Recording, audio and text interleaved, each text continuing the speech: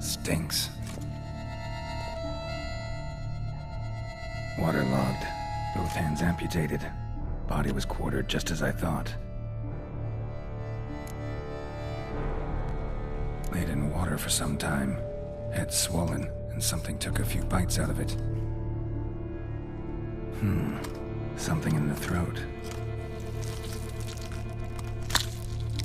A pouch, bulging with coins.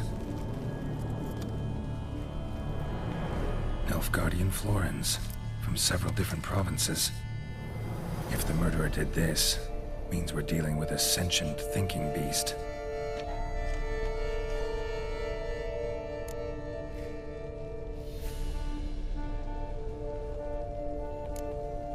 Body was chopped up after death. Blows struck with great force, but bones sliced through, not crushed. Creature that killed him had long claws, sharp as a witcher's blade. First sank its claws into the victim's heart. No Bruxa did this.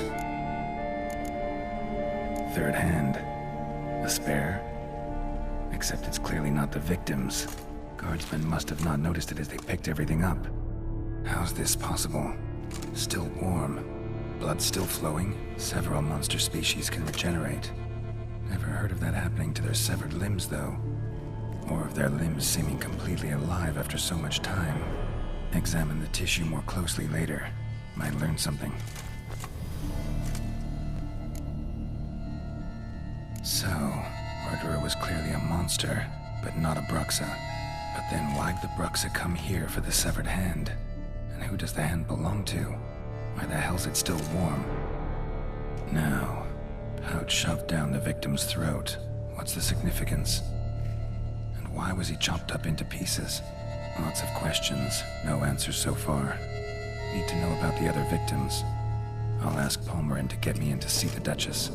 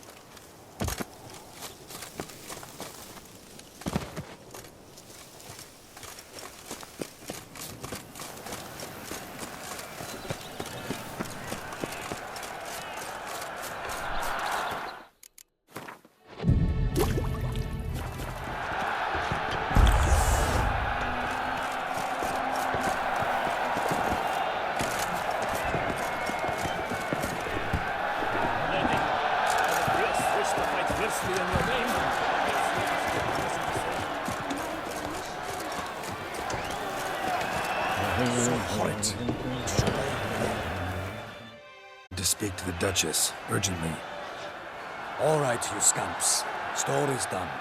Go find your parents. But the Palmerin, what about the story of Rittik and the dragon? They're tales for another time. But take a good look at the man who stands before you now. This is Geralt of Rivia, the master witcher who lent his valiant hand to the defeat of the giant Goliath. Master Witcher, is it true virtue always trumps villainy?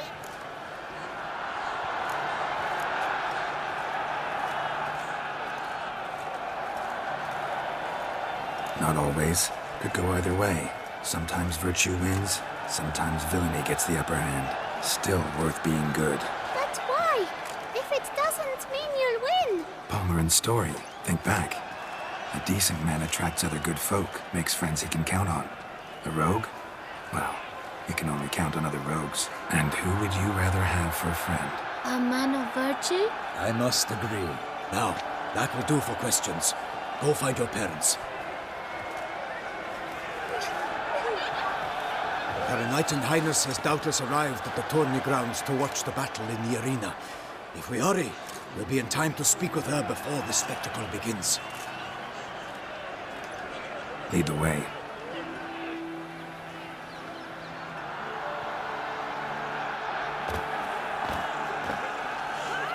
Who's fighting? Nilfgaardian gladiators? close, but not quite. As you'll soon see. Someone's gonna fight a Shaelmar with only some bells on its tail to confuse it, slow it down? Whatever is the problem? The beast is a gift from the Emperor, no less.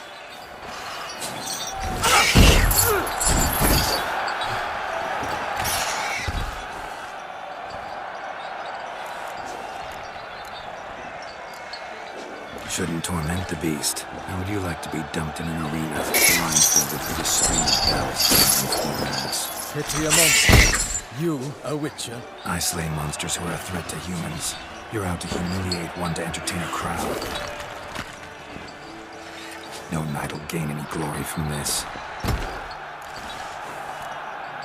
Who's going to fight the beast? Guillaume, the young man you met. Yeah. Mentioned he'd promised his heart's capture a monster trophy. Great love demands great sacrifices. Let's go.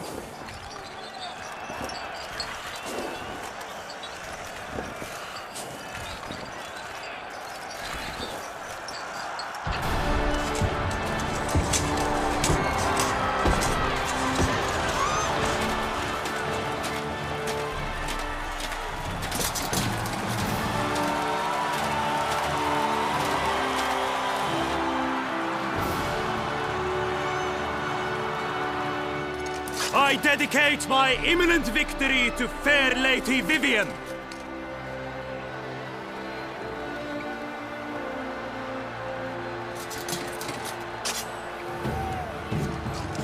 It's begun. The fight shall have to end first. We must wait.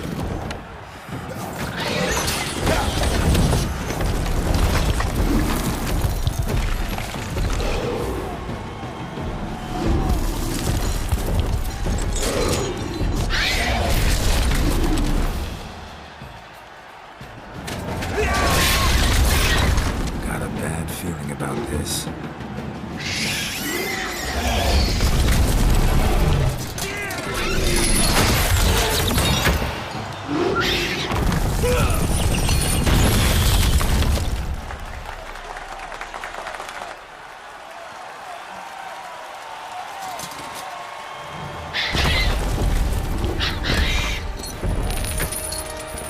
Damn it.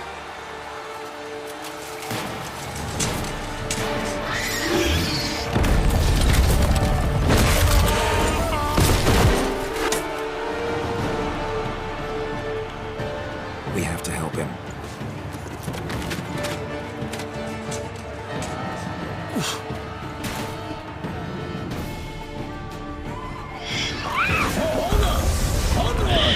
Gotta keep it down.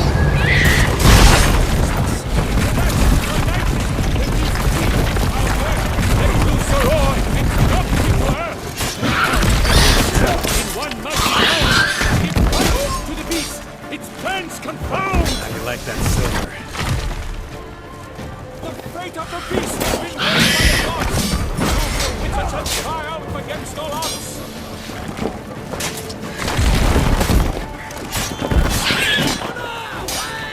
When submitted to the time was true, then 12 danced and spun, struck the monster right through!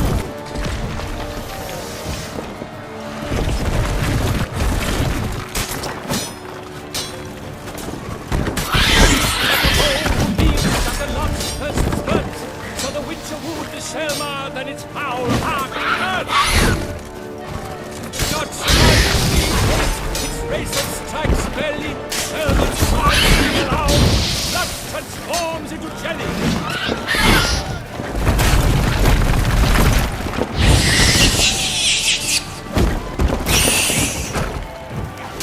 Not bad.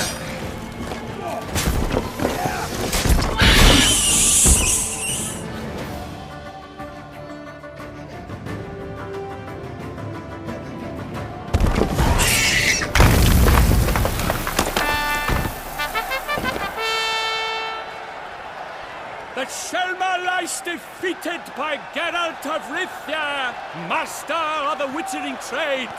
Behold, as the last gasps of life seep from the beast.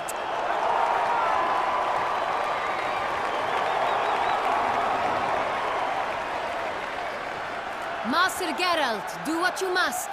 Finish the deed!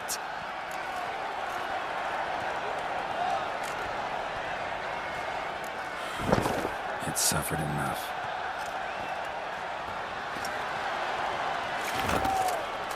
The monster lies slain! The fight is done! Praised be the victors!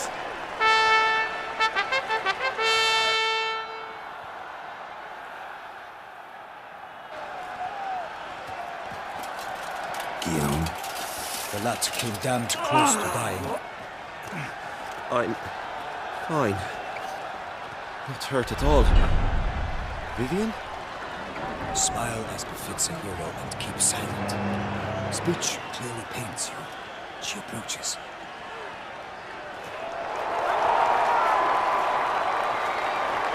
Geralt. We must talk. Vivian. You shall talk later, in the medic's tent. Geralt, magnificent, breathtaking. Your Grace. We knew that to summon you was a brilliant idea. We are delighted, ravished to have struck upon it. And I'm truly, honored. See to our young hero. Hop, hop. For we must make off with Geralt. We should talk. We had been long awaiting your arrival. Had nearly lost hope. Then suddenly, that entrance, so spectacular. Your Grace. Shaelmars are dangerous creatures, even to knights in full-plate armor. Nonsense. In Toussaint, knights have battled beasts for mere glory since time immemorial. True. Guillaume suffered a few bumps, scars, and bruises, but in return gained eternal glory as he who slew the monster. What about the crowd? Say the Shaelmar had vaulted into the stands. Would have been a massacre. Geralt, though we value your fortuitous intervention in the arena, we would remind you your services have been retained, and as shall soon become clear, you will be generously compensated for completing another task altogether. Your Grace, my contract. I'd like to discuss it.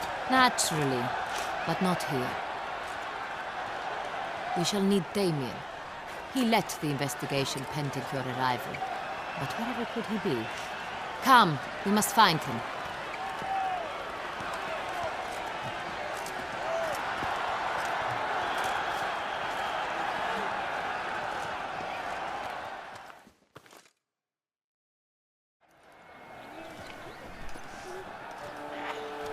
Tell us, have you come alone?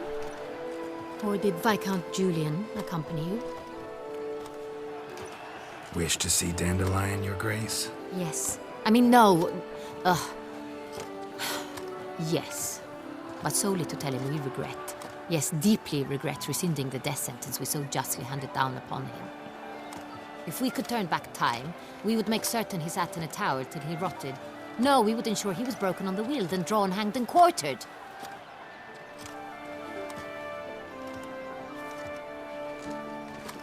Ah, the very man we would entrust with these tasks. Damien de la Tour, captain of my personal guard. Your Grace. Witcher. Greetings. Sorry to have to tell you, but the guardsmen handling the last victim's body... I know already. The creature in the cellar of Corvo Bianco. Was it the beast? No. A bruxa, a kind of vampire. Not the beast, but tied to it in some way. You know this how? Through careful analysis of the evidence, both on the riverbank and at Corvo Bianco. Do you mean to insinuate the investigation thus far has been sloppy? Geralt insinuates nothing of the sort. We must listen to him attentively. I examined the body of the beast's last victim. Might have found something, need to analyze it. A quiet place, that's what I could use most right now. And maybe the help of an alchemist or a mage. Also like to hear all you know about the previous victims.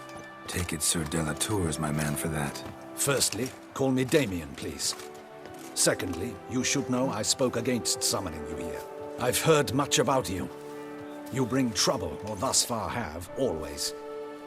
And we've enough trouble as it is.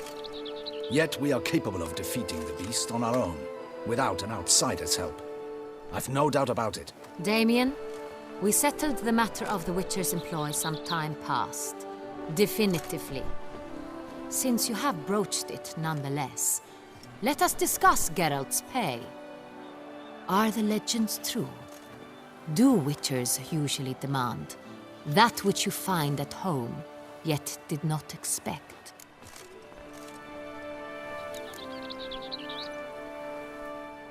Not quite, Your Grace.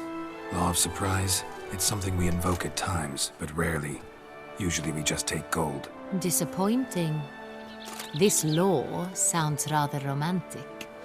On the other hand, on returning to the palace, we would likely find impatient petitioners or a set of sample fabrics for a new dress. Poor rewards, both. I fear you'd not have much use for any of the surprises we are likely to come upon. Thus, we've decided you shall receive the deed to a vineyard, Corvo Bianco, and a sum of coin. You will doubtless consider this adequate. Title to the vineyard shall be given to you at once. Surely you'll need lodgings while you hunt. The coin, however, will be yours only once you have slain the beast. Lovely, generous gesture, Your Grace. But Corvo Bianco, isn't it the Duchy's temporary morgue? Is it now?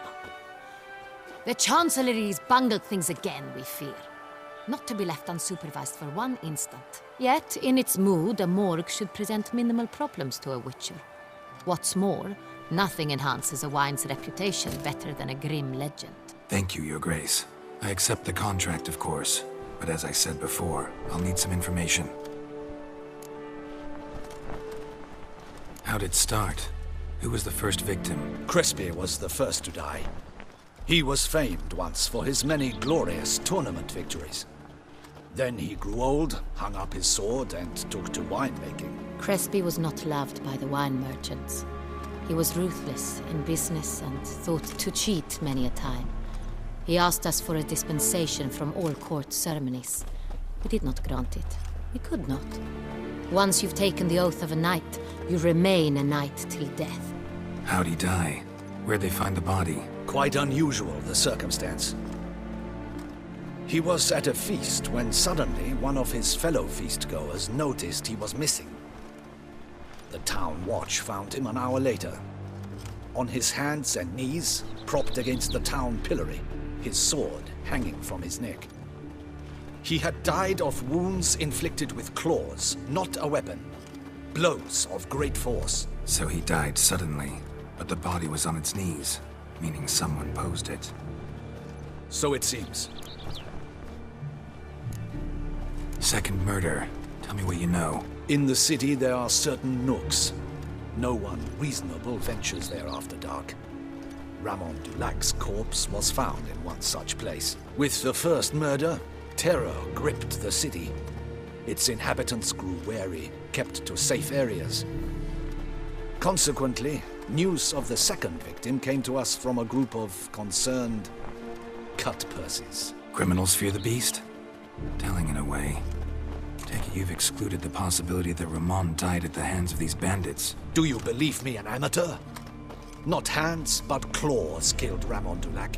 The wound was deep, clean. His body was found in the gutter, dressed in nightshirt and cap, a pillow placed under his head, and his sword replaced by a bed warmer.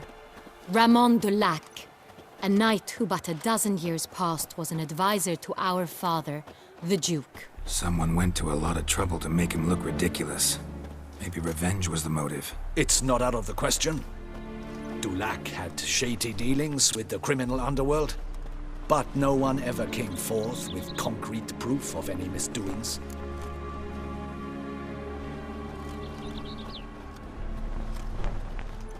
So, first two victims were knights, best years behind them. The same could be said of the third.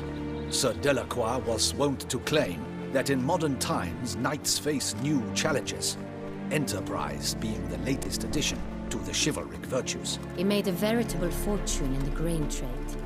Palmerin even nicknamed him Sir de la Stinchi. Found a coin pouch on his body. Contained florins dating from various times. hailing from different provinces of the Empire. Delacroix loved coin, true, but had no patience for numismatics. Lots of similarities between the victims. All the bodies were found in strange places under extraordinary circumstances. Seems the murderer, whoever or whatever it is, has some meaning to convey. These were honorable men. We are horrified by the disdain, the disrespect with which they were treated. These were knights of Toussaint. Blast it. Might be the point. From what you say, none was a model of virtue. Ever considered that's what the beast's trying to draw attention to? All the murdered men were knights who swore fealty to the 5 chivalric virtues. And even if the Knights of Toussaint swear fealty to what virtues exactly? honor, wisdom, generosity, valor, and compassion. 5 virtues. Why are they so important to your knights? Strange question. Your Grace, forgive me. I'm a foreigner trying to understand another land's customs. You are forgiven. According to legend, the virtues we cultivate were bestowed upon us by the Lady of the Lake.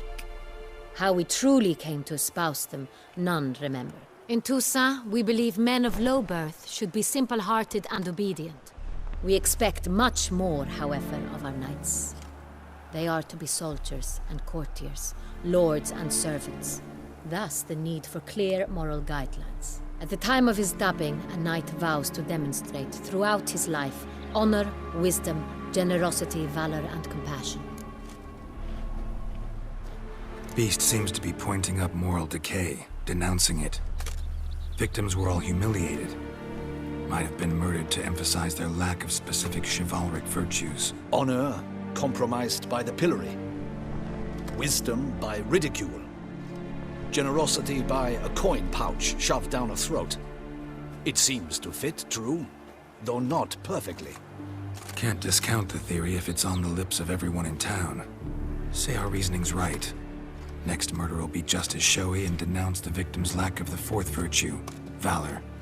We can also assume that victim will be an elder knight. Let's think. At the moment, all the knights are either at the tourney grounds or in the palace gardens. Our annual hare hunt shall begin there shortly. Have you heard of the custom? Milton mentioned something. Seemed excited to prance around in a bunny costume. Not sure why. Hang on. Strange circumstances. A knight advanced in years. The famed cowardice of rabbits. Could it be that simple? Is Milton de Peyrac-Peyren the next victim? Milton also knew Delacroix. Told me so down by the river. Damien! To miss something so obvious. De Peyrac-Peyren, Crespi, Delacroix, and Delac formed a knightly team. It was years ago, but They were a team? they were close friends, tightly knit, and as such earned the trust of our father, the Duke. We often witnessed him turn to them with delicate matters. Later, their paths diverged. Unlikely to be a coincidence. Beast must know it too. It's a lead, I'm sure. Your Grace, we need to find Milton, immediately. Rather problematic. You see, the garden entertainments are due to start, and he's disguised as the hare, hiding somewhere, waiting for some tipsy courtiers to find him. The hare's hiding place is a carefully guarded secret. We must call off the game, at once. First and foremost, we must remain calm. Damien, order the garden searched immediately, but discreetly. By no means can we disrupt the festivities. Panic will only incite the beast to strike sooner. And you, Witcher, follow me. My gardens, my night, I shall take the fall. A murder is out of the question. I will not allow it. Not near my palace. Horses? Ready our horses!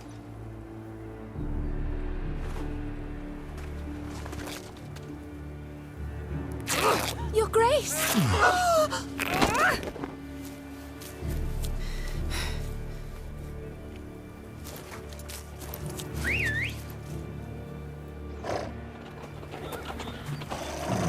What the hell?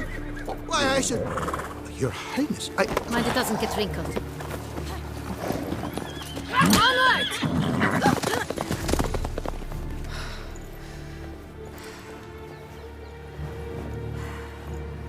Hey! That is silk!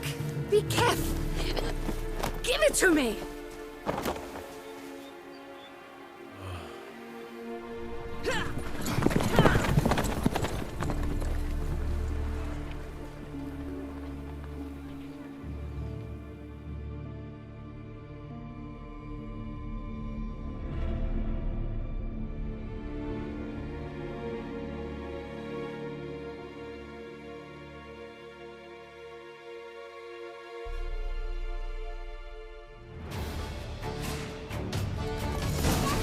Good race.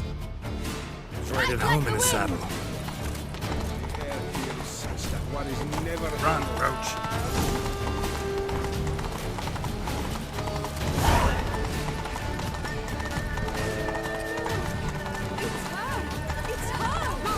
Clear the path!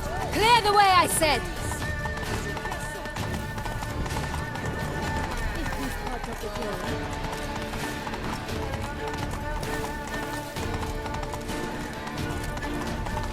It's here! Just round the corner! Hurry. We must go to where the game is being held. The participants must find a unicorn's horn, a golden fish, and a phoenix egg. With these in hand, they can...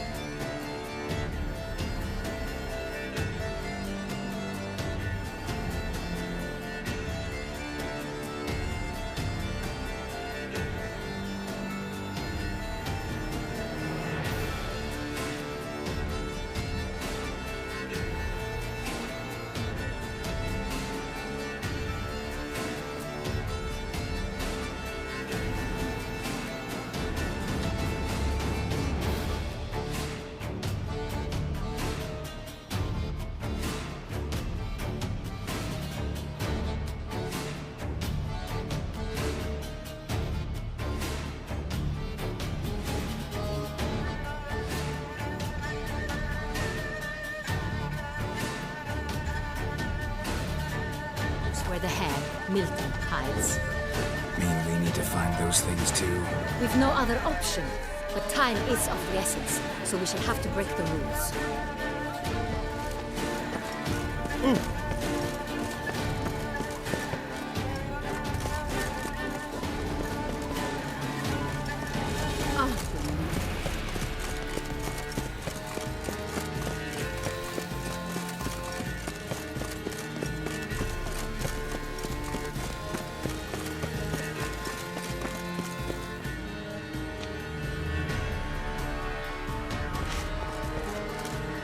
Second port, through here.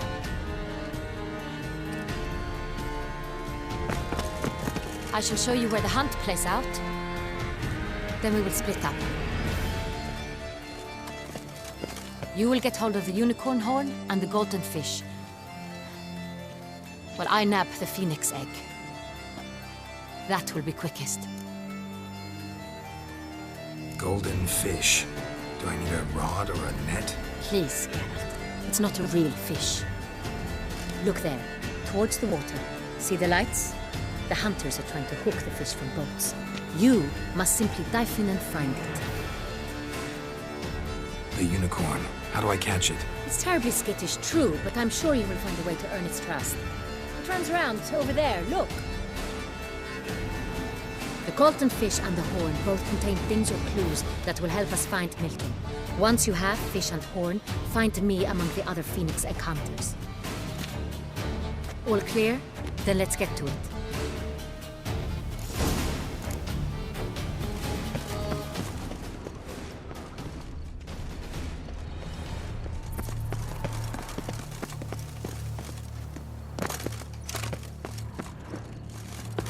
Truthfully, only a witcher stands the test of the must.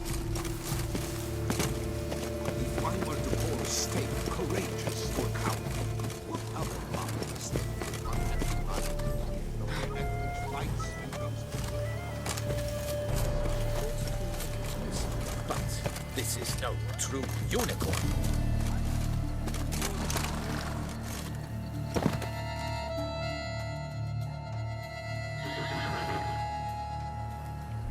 Perhaps an apple will work. Or some sweets. We would not be in this predicament, dear sister, were you still a virgin. Do you really wish to have this conversation again? Here and now? Hush, or you'll spook the beast. We shall try the sweets. Hey folks, gonna have to ruin your fun. Sorry. Who's that?